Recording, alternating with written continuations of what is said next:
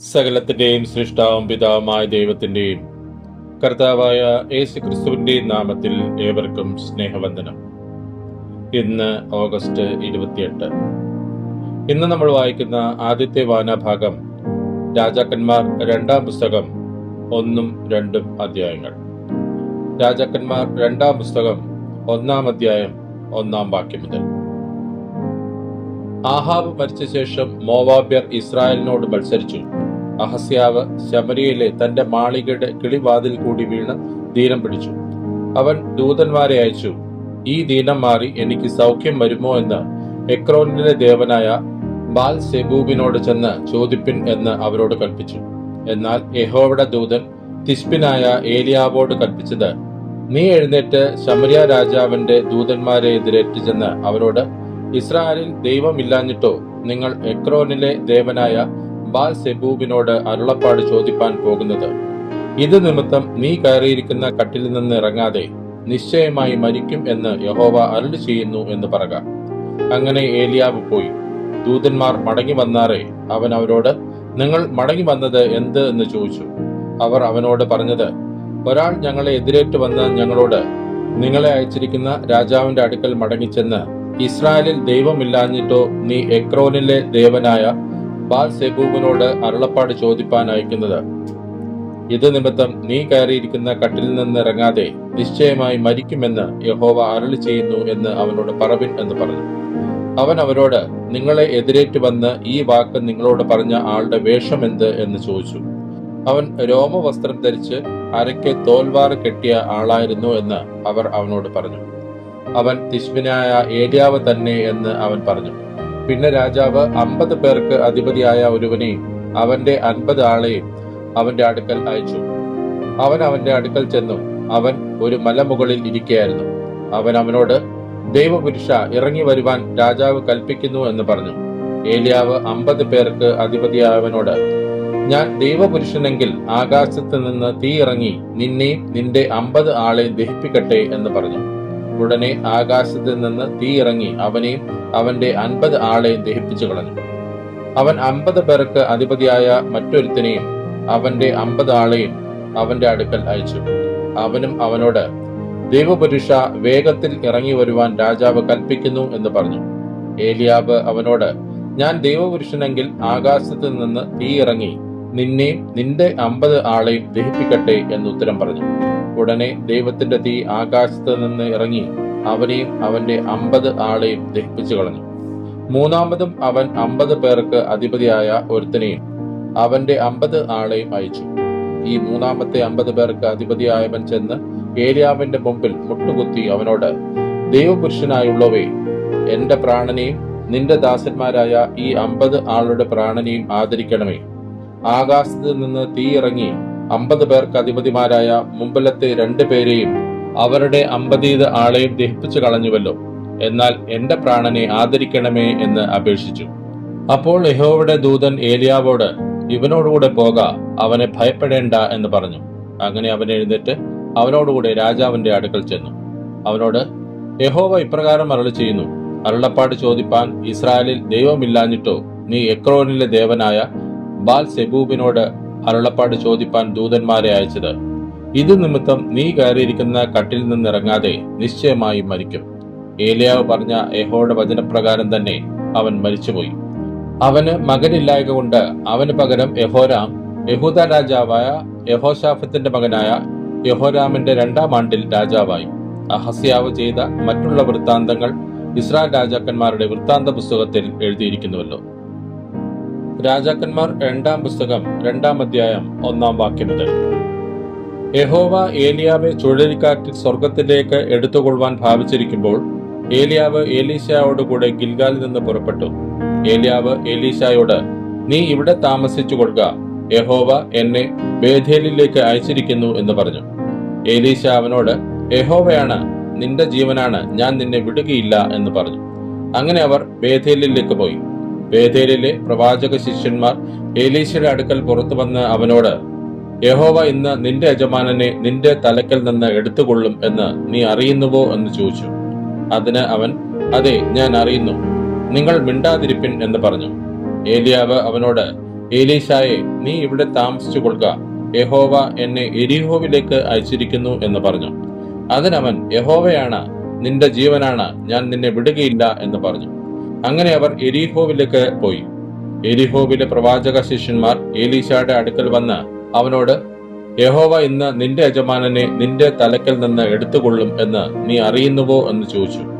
അതിന് അവൻ, അതെ, ഞാൻ അറിയുന്നു, നിങ്ങൾ മിണ്ടാതിരിപ്പിൻ എന്ന് പറഞ്ഞു. ഏലിയാവ് അവനോട്, നീ ഇവിടെ താമസിച്ചു കൊടുക്കുക, യഹോവ എന്നെ യോർദാങ്കലേക്ക് അയച്ചിരിക്കുന്നു എന്ന് പറഞ്ഞു. അതിനവൻ, യഹോവയാണ്, നിന്റെ ജീവനാണ്, ഞാൻ നിന്നെ വിടുകയില്ല എന്ന് പറഞ്ഞു. അങ്ങനെ അവർ ഇരുവരും കൂടെ പോയി. പ്രവാചക ശിഷ്യന്മാരിൽ 50 പേർ ചെന്ന് അവർക്കെതിരെ ദൂരത്ത് നിന്നു. അവർ ഇരുവരും യോർദാൻ അരികെ നിന്നു. അപ്പോൾ ഏലിയാവ് തന്റെ പുതപ്പ് എടുത്തു മടക്കി വെള്ളത്തെ അടിച്ചു. അത് അങ്ങോട്ടും ഇങ്ങോട്ടും പിരിഞ്ഞു. അങ്ങനെ അവർ ഇരുവരും ഉണങ്ങിയ നിലത്തുകൂടി അക്കരയ്ക്ക് കടന്നു.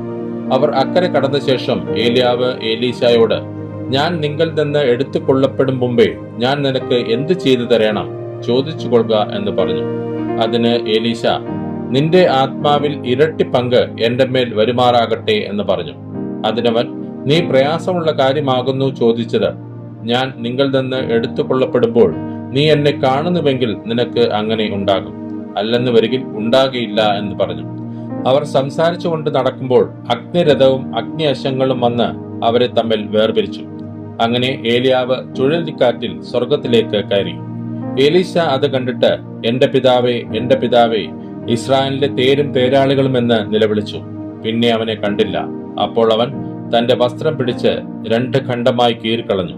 പിന്നെ അവൻ ഏലിയാവിന്മേൽ നിന്ന് വീണ പുതപ്പെടുത്ത് മടങ്ങിച്ചെന്ന് യോർദാൻ അരികെ നിന്നു. ഏലിയാവിന്മേൽ നിന്ന് വീണ പുതപ്പ് കൊണ്ട് അവൻ വെള്ളത്തെ അടിച്ചു. ഏലിയാവിന്റെ ദൈവമായ യഹോവ എവിടെയെന്ന് പറഞ്ഞു. അവൻ വെള്ളത്തെ അടിച്ചപ്പോൾ അത് അങ്ങോട്ടും ഇങ്ങോട്ടും പിരിഞ്ഞു. എലീശ ഇക്കരയ്ക്ക് കടന്നു. എരിഹോവിൽ അവനെതിരെ നിന്നിരുന്ന പ്രവാചക ശിഷ്യന്മാർ അവനെ കണ്ടിട്ട്, ഏലിയാവിന്റെ ആത്മാവ് എലീശയുടെ മേൽ അധിവസിക്കുന്നു എന്ന് പറഞ്ഞ് അവനെ എതിരേറ്റ് ചെന്ന് അവന്റെ മുമ്പിൽ സാഷ്ടാംഗം വീണു. അവർ അവനോട്, ഇതാ, അടിയങ്ങളോടുകൂടെ 50 ബലശാലികളുണ്ട്. അവർ ചെന്ന് നിന്റെ യജമാനനെ അന്വേഷിക്കട്ടെ. ഒരുപക്ഷെ യഹോവയുടെ ആത്മാവ് അവനെ എടുത്ത് വല്ല മലയിലോ താഴ്വരയിലോ എങ്ങാനും ഇട്ടിട്ടുണ്ടായിരിക്കും എന്ന് പറഞ്ഞു. അതിനവൻ, നിങ്ങൾ അയക്കരുത് എന്ന് പറഞ്ഞു. അവർ അവനെ അത്യന്തം നിർബന്ധിച്ചപ്പോൾ അവൻ, എന്നാൽ അയച്ചുകൊള്ളുവിൻ എന്ന് പറഞ്ഞു. അവർ 50 പേരെ അയച്ചു. അവർ 3 ദിവസം അന്വേഷിച്ചിട്ടും അവനെ കണ്ടെത്തിയില്ല. അവൻ എരിഹോവിൽ പാർത്തിരുന്നത് കൊണ്ട് അവർ അവന്റെ അടുക്കൽ മടങ്ങി വന്നു.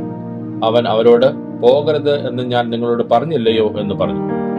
അനന്തരം ആ പട്ടണക്കാർ എലീശായോട്, ഈ പട്ടണത്തിന്റെ ഇരിപ്പ് മനോഹരമായതെന്ന് യജമാനൻ കാണുന്നുവല്ലോ, എന്നാൽ വെള്ളം ചീത്തയും ദേശം ഗർഭനാശകവുമാകുന്നു എന്ന് പറഞ്ഞു. അതിനവൻ, ഒരു പുതിയ തളിക കൊണ്ടുവന്ന് അതിൽ ഉപ്പ് ഇടുവിൻ എന്ന് പറഞ്ഞു. അവർ അത് അവന്റെ അടുക്കൽ കൊണ്ടുവന്നു. അവൻ നീരുറവിന്റെ അടുക്കൽ ചെന്ന് അതിൽ ഉപ്പ് ഇട്ടു. ഞാൻ ഈ വെള്ളം പഥ്യമാക്കിയിരിക്കുന്നു, ഇനി ഇതിനാൽ മരണവും ഗർഭനാശവും ഉണ്ടാകുകയില്ല എന്ന് യഹോവ അരുളി ചെയ്യുന്നു എന്ന് പറഞ്ഞു. എലീശ പറഞ്ഞതുപോലെ ആ വെള്ളം ഇന്ന് വരെ പഥ്യമായി തന്നെ ഇരിക്കുന്നു.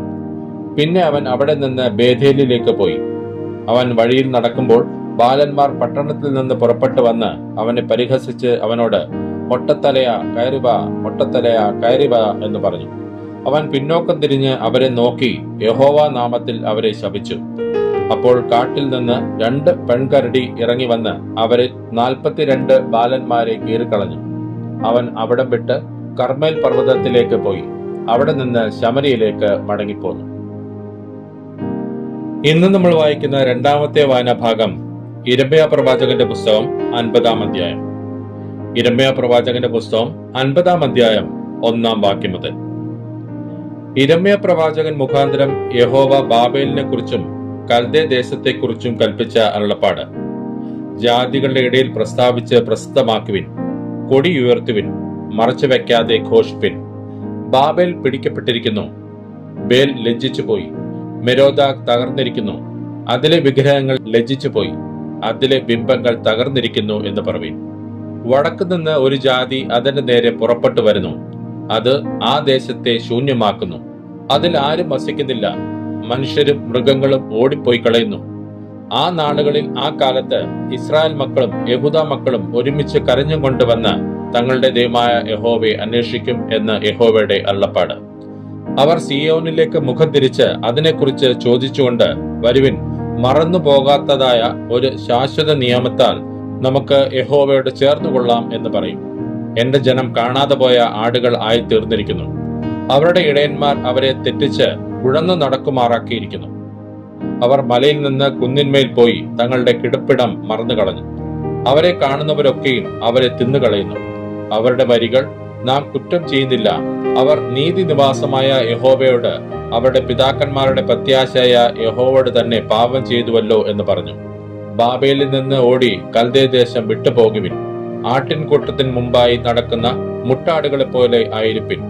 ഞാൻ ബാബേലിന്റെ നേരെ വടക്കേ ദേശത്ത് നിന്ന് മഹാജാതികളുടെ കൂട്ടത്തെ ഉണർത്തി വരുത്തും. അവർ അതിന്റെ നേരെ അണിനിരത്തും.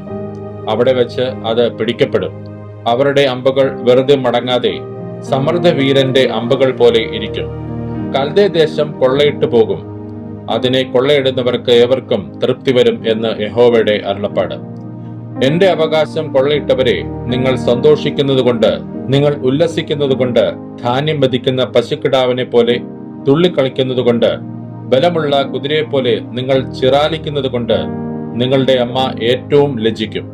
നിങ്ങളെ പ്രസവിച്ചവൾ നാണിച്ചു പോകും. അവൾ ജാതികളിൽ അന്ത്യജാതിയും മരുഭൂമിയും വരണ്ട നിലവും ശൂന്യദേശവുമാകും. യഹോവയുടെ ക്രോധം ഹേതുവായി അത് നിവാസികളില്ലാതെ അശേഷം ശൂന്യമായി തീരും.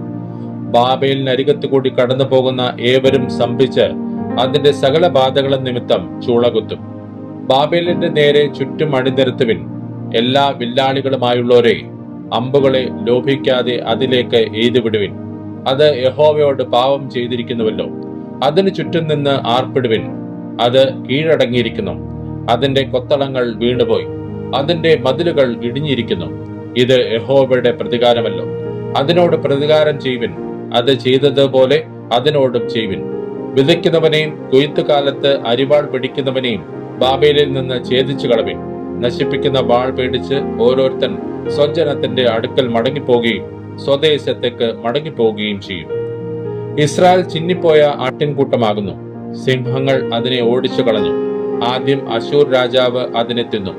ഒടുക്കം ഇപ്പോൾ ബാബേൽ രാജാവായ നെബൂഖദ്നേസർ അതിന്റെ അസ്ഥികളെ ഒടിച്ചു കളഞ്ഞു.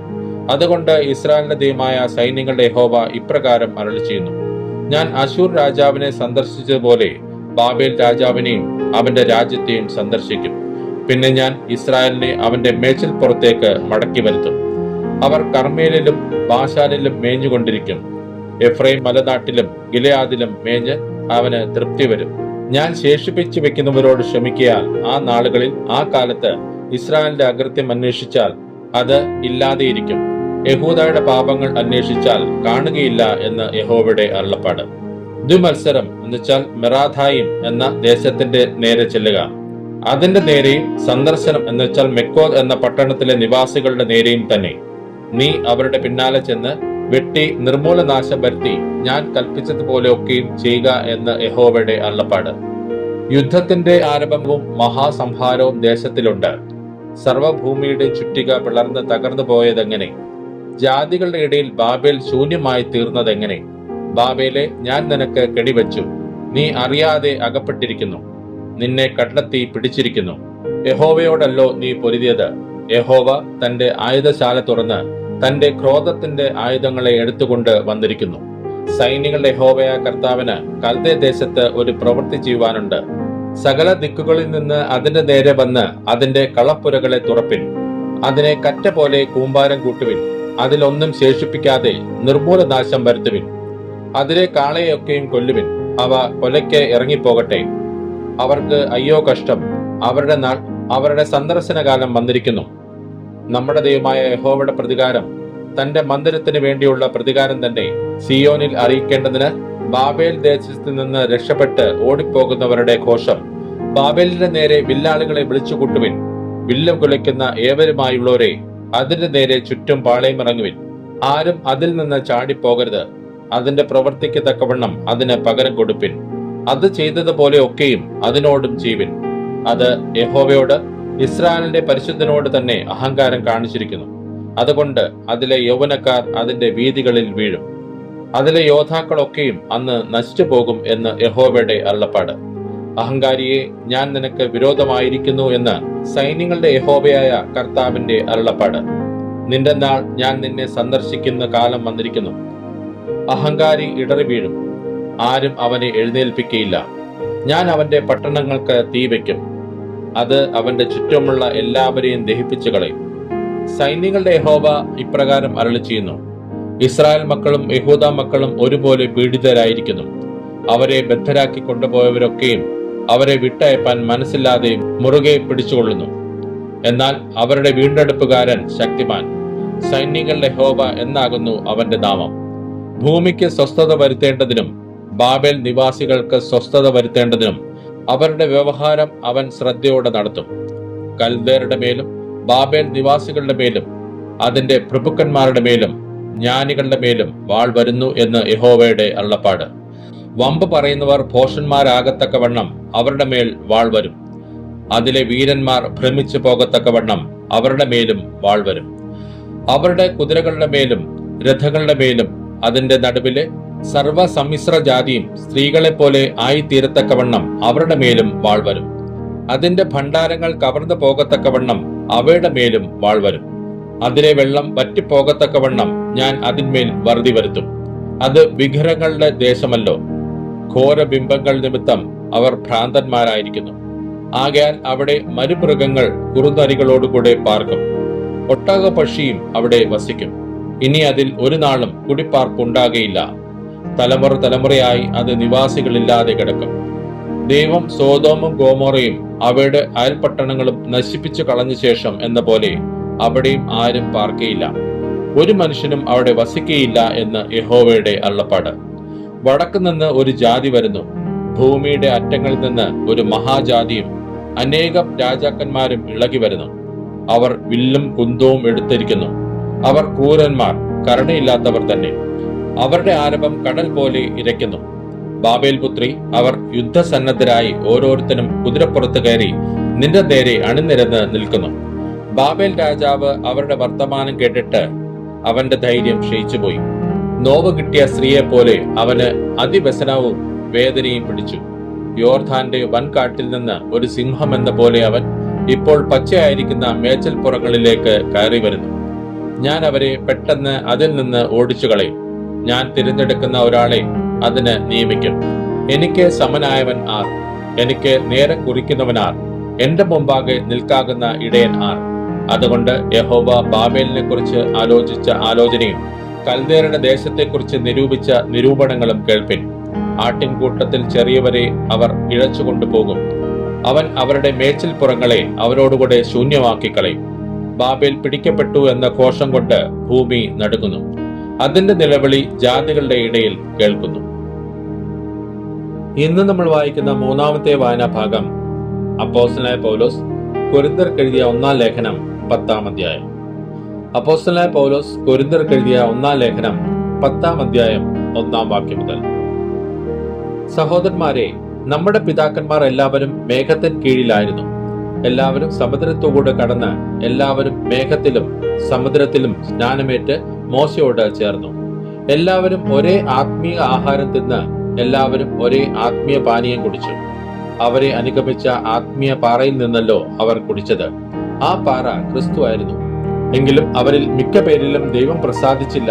അവരെ മരുഭൂമിയിൽ തള്ളിയിട്ട് കളഞ്ഞുവെന്ന് നിങ്ങൾ അറിയാതിരിക്കരുത് എന്ന് ഞാൻ ആഗ്രഹിക്കുന്നു. ഇത് നമുക്ക് ദൃഷ്ടാന്തമായി സംഭവിച്ചു. അവർ മോഹിച്ചതുപോലെ നാമും ദുർമോഹികൾ ആകാതിരിക്കേണ്ടതിന് തന്നെ. ജനം തിന്നുവാനും കുടിപ്പാനും ഇരുന്നു, കളിപ്പാൻ എഴുന്നേറ്റു എന്ന് എഴുതിയിരിക്കുന്ന പ്രകാരം അവരിൽ ചിലരെ പോലെ നിങ്ങൾ വിഗ്രഹാരാധികൾ ആകരുത്. അവരിൽ ചിലർ പരസംഗം ചെയ്ത് ഒരു ദിവസത്തിൽ 23,000 പേർ വീണു പോയതുപോലെ നാം പരസംഗം ചെയ്യരുത്. അവരിൽ ചിലർ പരീക്ഷിച്ച് സർപ്പങ്ങളാൽ നശിച്ചു പോയതുപോലെ നാം കർത്താവിനെ പരീക്ഷിക്കരുത്. അവരിൽ ചിലർ പിറുപിറുത്ത് സംഹാരിയാൽ നശിച്ചു പോയതുപോലെ നിങ്ങൾ പിറുപിറുക്കുകയുമരുത്. ഇത് ദൃഷ്ടാന്തമായിട്ട് അവർക്ക് സംഭവിച്ചു. ലോകാവസാനം വന്നിരിക്കുന്ന നമുക്ക് ബുദ്ധി ഉപദേശത്തിനായി എഴുതിയുമിരിക്കുന്നു. ആകയാൽ താൻ നിൽക്കുന്നു എന്ന് തോന്നുന്നവൻ വീഴാതിരിപ്പാൻ നോക്കിക്കൊള്ളട്ടെ. മനുഷ്യർക്ക് നടപ്പല്ലാത്ത പരീക്ഷ നിങ്ങൾക്ക് നേരിട്ടിട്ടില്ല. ദൈവം വിശ്വസ്തൻ. നിങ്ങൾക്ക് കഴിയുന്നതിന് മീതെ പരീക്ഷ നേരിടുവാൻ സമ്മതിക്കാതെ നിങ്ങൾക്ക് സഹിപ്പാൻ കഴിയേണ്ടതിന് പരീക്ഷയോടുകൂടെ അവൻ പോക്കുവഴിയും ഉണ്ടാക്കും. അതുകൊണ്ട് പ്രിയന്മാരെ, വിഗ്രഹാരാധന വിട്ടോടുവിൻ. നിങ്ങൾ വിവേകികൾ എന്ന് വെച്ച് ഞാൻ പറയുന്നു. ഞാൻ പറയുന്നത് വിവേചിപ്പിൻ. നാം അനുഗ്രഹിക്കുന്ന അനുഗ്രഹപാത്രം ക്രിസ്തുവിന്റെ രക്തത്തിന്റെ കൂട്ടായ്മയല്ലയോ? നാം നുറുക്കുന്ന അപ്പം ക്രിസ്തുവിന്റെ ശരീരത്തിന്റെ കൂട്ടായ്മയല്ലയോ? അപ്പം ഒന്നാകൊണ്ട് പലരായ നാം ഒരു ശരീരമാകുന്നു. നാം എല്ലാവരും ആ ഒരേ അപ്പത്തിൽ അംശികൾ ആകുന്നുവല്ലോ. ജഡപ്രകാരമുള്ള ഇസ്രായേലിനെ നോക്കുവിൻ. യാഗങ്ങൾ ഭുജിക്കുന്നവർ യാഗപീഠത്തിന്റെ കൂട്ടാളികൾ അല്ലയോ? ഞാൻ പറയുന്നതെന്ത്? വിഗ്രഹാർപ്പിതം വല്ലതും ആകുന്നുവെന്നോ? വിഗ്രഹം വല്ലതും ആകുന്നുവെന്നോ? അല്ല, ജാതികൾ ബലി കഴിക്കുന്നത് ദൈവത്തിനല്ല, ഭൂതങ്ങൾക്ക് കഴിക്കുന്നു എന്നത്രേ. എന്നാൽ നിങ്ങൾ ഭൂതങ്ങളുടെ കൂട്ടാളികൾ ആകുവാൻ എനിക്ക് മനസ്സില്ല. നിങ്ങൾക്ക് കർത്താവിന്റെ പാനപാത്രവും ഭൂതങ്ങളുടെ പാനപാത്രവും കുടിപ്പാൻ പാടില്ല. നിങ്ങൾക്ക് കർത്താവിന്റെ മേശയിലും ഭൂതങ്ങളുടെ മേശയിലും അംശികൾ ആകുവാനും പാടില്ല. അല്ല, നാം കർത്താവിന്റെ ക്രോധം ജ്വലിപ്പിക്കുന്നുവോ? അവനേക്കാൾ നാം ബലവാന്മാരോ? സകലത്തിനും എനിക്ക് കർത്തവ്യമുണ്ട്, എങ്കിലും സകലവും പ്രയോജനമുള്ളതല്ല. സകലത്തിനും എനിക്ക് കർത്തവ്യമുണ്ട്, എങ്കിലും സകലവും ആത്മിക വർധന വരുത്തുന്നില്ല. ഓരോരുത്തൻ സ്വന്തം ഗുണമല്ല, മറ്റുള്ളവന്റെ ഗുണം അന്വേഷിക്കട്ടെ. അങ്ങാടിയിൽ വിൽക്കുന്നത് എന്തെങ്കിലും മനസാക്ഷി നിമിത്തം ഒന്നും അന്വേഷണം കഴിക്കാതെ തിന്നുവിൻ. ഭൂമിയും അതിന്റെ പൂർണ്ണതയും കർത്താവിനുള്ളതല്ലോ. അവിശ്വാസികളിൽ ഒരുവൻ നിങ്ങളെ ക്ഷണിച്ചാൽ നിങ്ങൾക്ക് പോകുവാൻ മനസ്സുണ്ടെങ്കിൽ നിങ്ങളുടെ മുമ്പിൽ വിളമ്പുന്നത് എന്തായാലും മനസാക്ഷി നിമിത്തം ഒന്നും അന്വേഷിക്കാതെ തിന്നുവിൻ. എങ്കിലും ഒരുവൻ ഇത് വിഗ്രഹാർപ്പിതം എന്ന് നിങ്ങളോട് പറഞ്ഞാൽ ആ അറിയിച്ചവൻ നിമിത്തവും മനസാക്ഷി നിമിത്തവും തിന്നരുത്. മനസാക്ഷി എന്ന് ഞാൻ പറയുന്നത് തന്റേതല്ല, മറ്റവന്റേതത്രേ. എന്റെ സ്വാതന്ത്ര്യം അന്യ മനസാക്ഷിയാൽ വിധിക്കപ്പെടുന്നത് എന്തിന്? നന്ദിയോടെ അനുഭവിച്ച് സ്തോത്രം ചെയ്ത സാധനം നിമിത്തം ഞാൻ ദുഷിക്കപ്പെടുന്നത് എന്തിന്? ആകയാൽ നിങ്ങൾ തിന്നാലും കുടിച്ചാലും എന്തു ചെയ്താലും എല്ലാം ദൈവത്തിന്റെ മഹത്വത്തിനായി ചെയ്യുവിൻ. യഹൂദന്മാർക്കും യവനന്മാർക്കും ദൈവസഭയ്ക്കും ഇടർച്ചയില്ലാത്തവരാകുവിൻ. ഞാനും എന്റെ ഗുണമല്ല, പലർ രക്ഷിക്കപ്പെടേണ്ടതിന് അവരുടെ ഗുണം തന്നെ അന്വേഷിച്ചുകൊണ്ട് എല്ലാവരെയും എല്ലാം കൊണ്ടും പ്രസാദിപ്പിക്കുന്നുവല്ലോ. ഇന്ന് നമ്മൾ വായിച്ചു കേട്ട ഈ വേദഭാഗങ്ങളാൽ പിതാവായ ദൈവത്തിൽ നിന്നും കർത്താവായ ക്രിസ്തുയേശുവിൽ നിന്നും ഏവർക്കും കൃപയും കനിവും സമാധാനവും ഉണ്ടാകട്ടെ. ആമേൻ.